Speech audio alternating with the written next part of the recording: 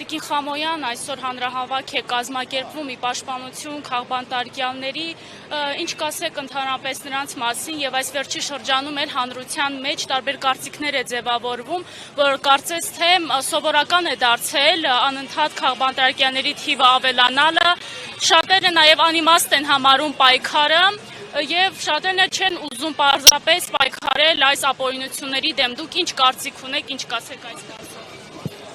Ես անկեղծ ասած չեմ կարող ասել շատերը թե քչերը թե ոմանք, բայց մի բանում համոզված եմ, որ առանց պայքարի հնարավոր չէ հասնել արդյունքների, հատկապես մի իշխանության պարագայում, երբ ամուր սոսնձվածը իր իշխանությանը, իր աթոռին, հետևաբար այստեղ երկրորդ կարծիք լինել չի կարող, միանշանակ պետք է պայքարը շարունակել,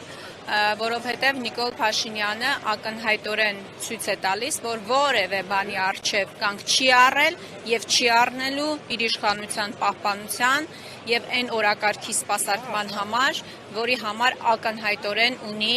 միջազգային որոշ գործընկերների եւ խաղացողների աջակցությունը։ Այսօրվա հանրահավաքը նվիրված է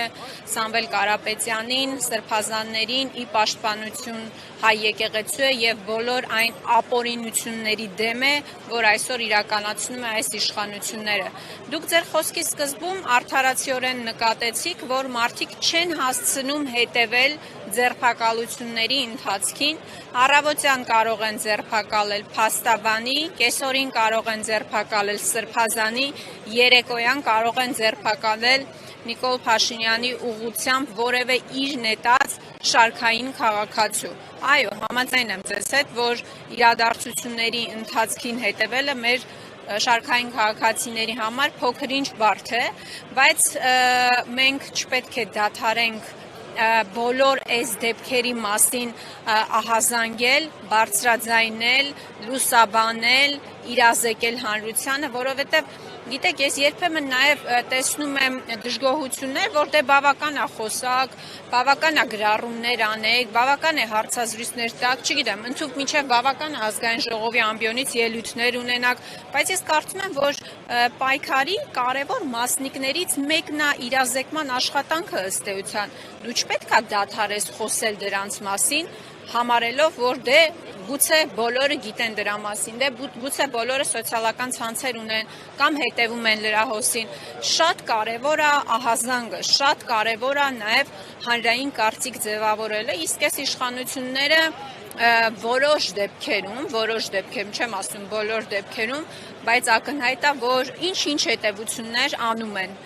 հանրային հնչեղություն ստացած որոշ դեպքերով, օրինակ Նիկոլ Փաշինյանը ամիսներ առաջ հայտարարել էր, որ արշավելու է, խմբեր էր կազմել եկեղեցու ուղղությամբ եւ ակնհայտ է, որ հանրային կարծիքի ուսումնասիրությունից իր համար հետևություններ է արել, չգիտեմ ով է եղել հուշողը, իր համար հետևություններ է արել, որ այդ արշավանքը միանշանակ վատ հետևանքներ է ունենալու եւ հիմա որդեգրել է պլան B-ն, այն է եկեղեցին ներսից քանդելու, եկեղեցին ներսից քայքայելու, հոգևորականներին իրար դեմ հանելու մարտավարություն, բայց ես ուզում եմ հավատալ, որ իր այս մի արշավը ի տարբերություն այլ դեպքերի հաջողությամբ չի պսակվի։